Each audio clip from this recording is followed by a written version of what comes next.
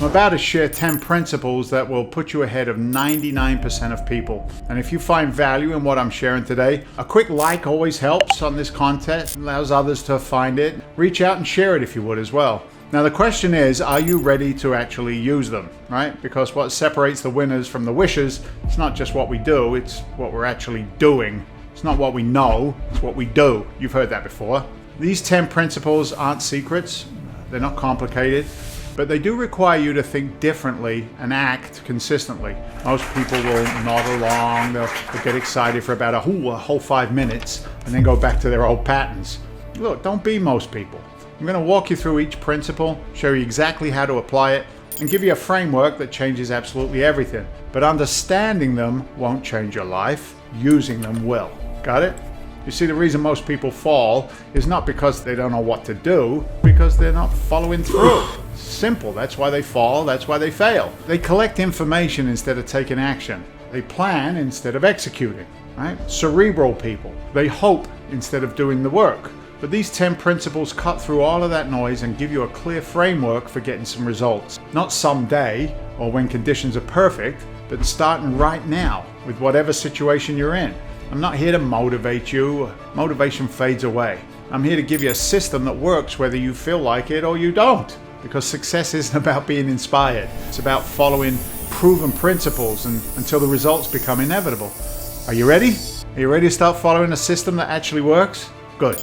So let's start with principle number 1, the foundation everything else is built on. You cannot build wealth without building discipline around money first. You see, most people have this backwards. They think they'll start saving when they make more money. They think they'll get disciplined when they get that promotion, right? That promotion or the new job. But the truth of the matter remains that if you can't manage money at your current income level, you're not going to manage it at any income level. It's fact. The highest earners are often the most broke because they never learned the fundamental skill of spending less than they make. Been guilty of that myself over the years, right? I don't care if you're making $40,000 or $400,000, the principle is exactly the same. You see, what most people don't understand about saving money is the fact that it's not about deprivation or anything like that. It's about creating options. Every dollar you save is a dollar that can work for you instead of against you.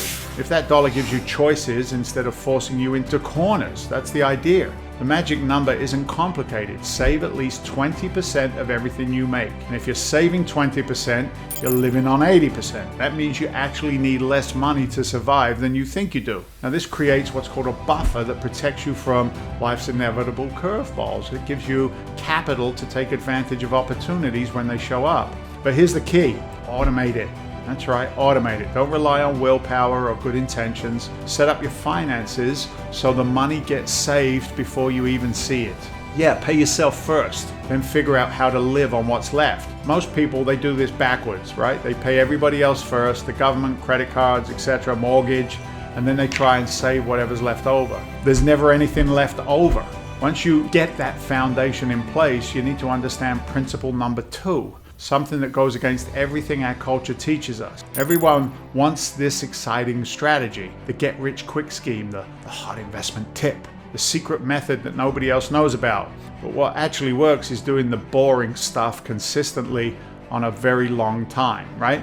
People who build real wealth don't chase trends. They don't jump from strategy to strategy looking for the magic bullet. What they do is they find something that works and they stick with it until it pays off. Now, this applies to everything in life, right? Not just money. You want to get in shape? Stop looking for the revolutionary workout program and start walking every day for 6 months.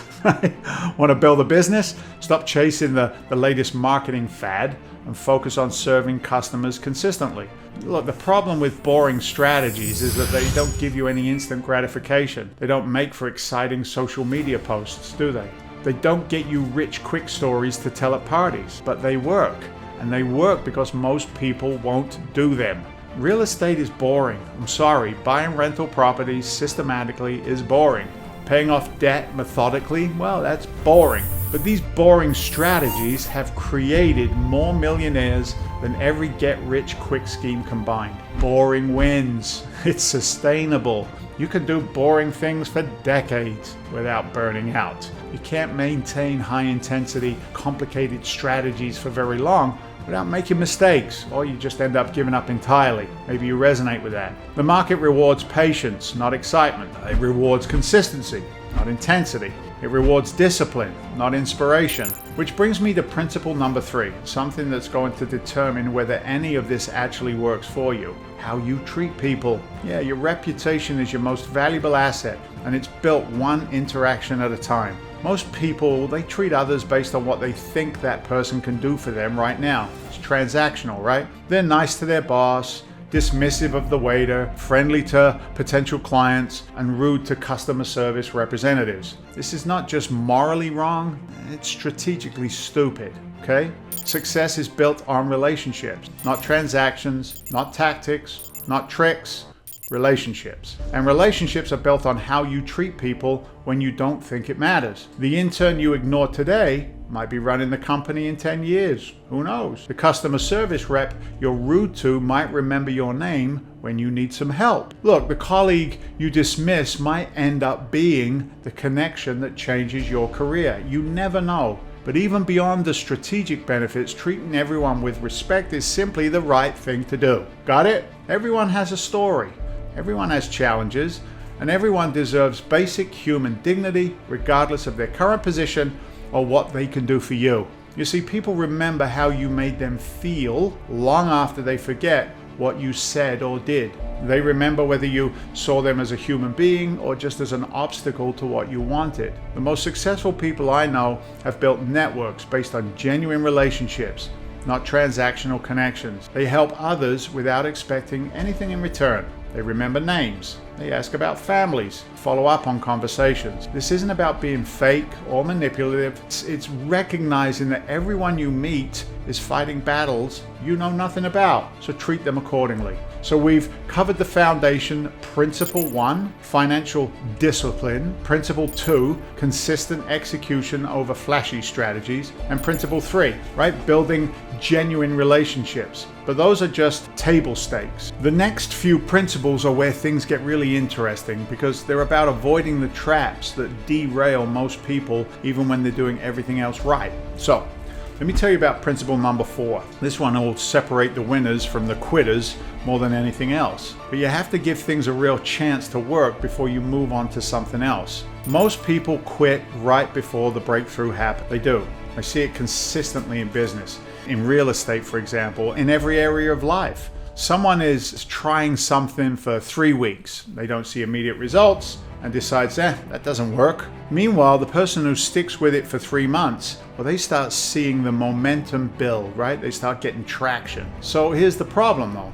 We live in a culture of what? Instant gratification. Everyone expects Amazon Prime result in a Netflix world. Now, I want it all now. But real success doesn't work that way, does it? Real success compounds over time, and compound growth looks like nothing is happening for a very long time before it suddenly looks like everything is happening all at once. Think about this for a second. What if the breakthrough you're looking for happens on day 41? You quit on day 38. If the deal that changes everything comes after the 50th rejection, but you stop making offers at the 20th. The question isn't whether you should stick with something forever. That's just stubbornness. That's not what I'm saying. The question is, are you giving things enough time to actually work? Most strategies, they require at least 90 days to show any kind of meaningful results. Most businesses, for example, need a full year, a full cycle before you can judge whether they're viable. And most relationships need months before you know if there's some real potential there. But the key here is you need to start your parameters up front. You've got to set them up front. Before you start anything, decide what constitutes maybe a fair test. How long will you commit? What metrics will you use to measure success? What would happen to you to consider it a success or a failure? Know what you're walking into. Set up those guardrails. Because if you don't set these parameters ahead of time, you'll quit the first time things get difficult. And things always get difficult before they get better. It's just fact. Now, principle number 5. This one's about surrounding yourself with the right people, and most people get this completely backwards and wrong as well. They really do. You need people ahead of you and people behind you in whatever the area that you're trying to grow. The people ahead of you, well, those are your mentors, your advisors, the ones who've already achieved what it is that you're trying to achieve. They help you avoid costly mistakes and show you what's actually possible. You can see the prize. They compress your learning curve and they give you a roadmap for what comes next. Now the people behind you, well, those are the ones you're helping, teaching, mentoring. You see, teaching others is the fastest way to solidify your own knowledge, but you can only give away something that you have, right? When you have to explain something to someone else, you're forced to really understand it yourself. But there's another reason that this matters. The person that you're mentoring today might be the person who helps you tomorrow. People remember who helped them when they were starting out. They remember who believed in them when nobody else did. This isn't about using people, it's about creating genuine value in both directions, right? Forward and back. You learn from those ahead of you and you teach those behind you. It's a cycle that lifts everybody up. The mistake that most people make is they only want the networking with the people that they think can help them right now. They ignore everyone below them, right? Their current level, and they chase after people that they think are above them. This is backwards thinking. It leads to shallow relationships, leads to missed opportunities. But relationships based on genuine value, not just what someone can do for you today, well, those ones are valuable. Those are real strong assets, strong relationships. The assistant you're dismissive to might be running the company in 5 years. How would that feel? The new person on your team might have connections that you'd never imagine. Which brings me to principle number 6, and this one might be the hardest to swallow. But you have to remove your ego from the equation if you want to accelerate your progress. Your ego is not your friend. It's a tough one, right? It tells you that you already know enough, that you're too good for certain opportunities. Your ego tells you that asking for help is a sign of weakness. It tells you that admitting mistakes will damage your reputation. All of these things are lies. Your ego will lie to you in your own voice in your head, and they will cost you more than any bad investment ever could. The most successful people I know are the ones who can check their ego at the door. They're willing to learn from everyone. They're quick to admit when they're wrong, and they're not too proud to start at the bottom in a new field. I've watched people destroy their entire careers because they couldn't admit they made a mistake. I've seen others miss incredible opportunities because they thought those opportunities, well, they're beneath them. I've seen brilliant people stay stuck for years because they were too proud to ask for help. Your ego wants you to look good, but success requires you to get good. Sometimes these two things are in direct conflict, and you have to choose which one matters more to you. Fastest way to learn anything is to approach it like a beginner, regardless of how much success you've had in other areas. Be willing to ask stupid questions. Be willing to look foolish while you're learning. Be willing to take feedback without getting defensive. Because here's what I've learned. The person who's willing to be uncomfortable in the short term is the one who gets comfortable in the long term. The person who protects their ego today, well, they stay stuck tomorrow. So we've covered 6 principles now. Saving money, stick with boring things and boring strategies, treating people right, giving things time to work, surrounding yourself with the right people, and then checking your ego at the door. The next 4 principles are where most people really struggle because it requires them to think differently about how progress actually works. We're covering a lot of ground here. And if you're getting any value out of this, a quick like or let me know in the comments if any of this resonates with you. So principle number 7, you need to focus on process, not outcomes. Most people have this backwards as well. They obsess over results they can't control and ignore the process that they can. They celebrate when things go well and panic when they don't without ever asking the most important question, did I follow the system? So let me give you an example. Say you're looking at an investment property. You analyze a deal, you run the numbers, you make sure it meets all of your buying criteria, and then you make an offer. The seller rejects it. Most people would think, failed. But if you followed your process, if you did proper due diligence, if you stuck to your criteria, you made a fair offer based on the numbers, then you succeeded. Regardless of the outcome, you stayed the course. So here's why this matters. You can make all of the right decisions and still get bad results in the short term. You can also make terrible decisions and get lucky occasionally, but I wouldn't bet on luck. But over time, good processes will lead to good results. Bad processes will lead to bad results, even if you catch a few good breaks along the way. The market doesn't care about your feelings. It doesn't care about your timeline. It only cares about fundamentals. And when you focus on following the right process consistently, the results take care of themselves. This is especially important when things aren't going your way. Instead of getting emotional and changing your entire strategy after just one setback, ask yourself, did I follow the process, right? And if yes, you keep going. If no, fix the process. Don't abandon it. Okay, now principle number 8, and this is where most people waste enormous amounts of time and energy. You need to focus on deep work, not busy work. Our culture glorifies busy work, doesn't it? People brag about working 80 hours a week. Life's a badge of honor, 80 hours. Oh. But most of those 80 hours, well, it's garbage time. Meetings that could have been emails, for example. Administrative tasks that don't move the needle. Social media disguised as market research. The people who get ahead focus on activities that actually generate results. For a real estate investor, that might be analyzing deals, building relationships with wholesalers, or meeting with potential partners. Everything else other than that is secondary. Think about it this way. Would you rather spend 8 hours doing busy work or 2 hours doing the one thing that could change your entire financial situation? It's a no-brainer, right? Unless you're one of those people who choose the 8 hours of busy work because it feels productive, even though it doesn't produce anything meaningful. See, here's what I've learned. Here's what I've seen, if you will. If you can identify the top 3 activities that actually move your business forward and focus on those for just 2 to 3 hours a day, complete focus, you'll accomplish more than most people do in a full week. But it has to be focused work. There's no distractions. There's no multitasking, no checking your phone every 5 minutes. Deep, concentrated effort on the things that actually matter. Which brings me to principle number 9. This one is specifically for anyone who wants to build something from scratch, ground up.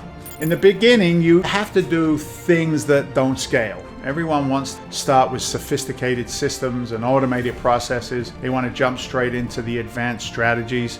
That's not how it works. When you're starting out, you have to be willing to do whatever it takes to get traction, even if it's not efficient or scalable. When you're building your business for the first time, you might have to personally deliver your product to customers.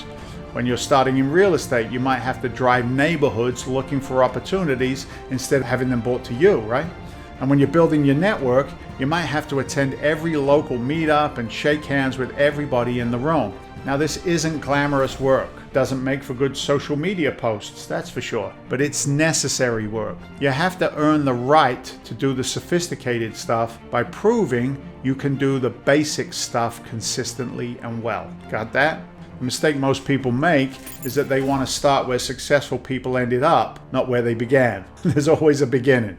They see the end results, the automated systems, the passive incomes, the freedom, but they don't want to do the grunt work, if you will, that makes all of that possible. Do the work that doesn't scale now so you can do the work that does scale later. And that brings me to the 10th and final principle. This is the one that determines whether any of this actually happens or just becomes another set of good intentions that you never act on. You need a North Star goal that drives you forward, even when everything else is working against you. Money alone will not sustain you through the inevitable changes. Recognition won't get you through the long, difficult periods where nothing seems to be working. You need something deeper. A reason that pulls you when everything else is pushing you back. Maybe it's never wanting to worry about money again. Maybe it's creating a legacy for your family. Maybe it's having the freedom to choose how you spend your time. Maybe it's proving to yourself that you can achieve something significant. Whatever it is, it has to be yours. Not something that sounds good to other people, but something that actually resonates and matters to you. Got it? Because there will be times when that's all you have that keeps you going. Here's how you know you found it. It's a thing that makes time disappear when you're working on it. It's what you think about when you're not thinking about anything else. It's what gets you excited about a Monday morning instead of dreading a Monday morning. Most people never identify this. They never identify their North Star, so they kind of drift through life reacting to whatever happens to them instead of creating what they want to happen. They start things and then they quit them. They get excited and then they lose interest. They make plans and they abandon them. But when you have a clear North Star, every decision becomes easier. You can quickly determine whether something moves you toward your goal or away from your goal. You can say no to distractions and yes to opportunities that matter. So there you go. You have it. 10 principles that will put you ahead of 99% of other people. So let me recap them quickly. Ready? Save money consistently. Embrace boring strategies. Treat everyone with respect. Give things time to work. Surround yourself with the right people. Check your ego. Focus on process over results. Prioritize deep work over busy work. Do things that don't scale, and have a beautifully clear North Star goal. Now, knowing these principles, it's not going to change a thing in your life, I promise you. But applying them, well, that will. And most people won't apply them, even though they make perfect sense. They'll nod along and maybe save this content. They might even take a couple of notes, and then they'll go right back to doing the same thing that they've always done. Don't be most people. Pick one principle, just one, and commit to applying it for the next 30 days. Not all 10, that's a recipe for failure. Just one. Take that first step. Master that one principle. Make it a habit, and then move on to the next one. Because success isn't about dramatic transformations overnight. It's changing over time. It's about small, consistent actions that compound over time, over time, over time. It's about following proven principles even when you don't feel like it, especially when you don't feel like it. The choice is always yours. You can keep doing what you've always done and hope for different results, or you can start applying these principles and actually create different results. What's it going to be? Huh? Now, if you want to learn more about building wealth outside the traditional systems, I've put together additional resources that, they dive deeper into the stuff that we're talking about and these strategies. Check the link in the description below, or you can visit legacywealthmasterclass.com. There you can learn how to get into multifamily deals by being what we call a deal finder. This is more for the active investor that has more money than time. The guy looking for sweat equity, so to speak. And if you got some value out of this video, well, be sure to like and subscribe and click the bell to get notified when I post new videos. I'll see you on the next video, and you can access it right here, I believe, and I'll talk to you on the next one. Take care.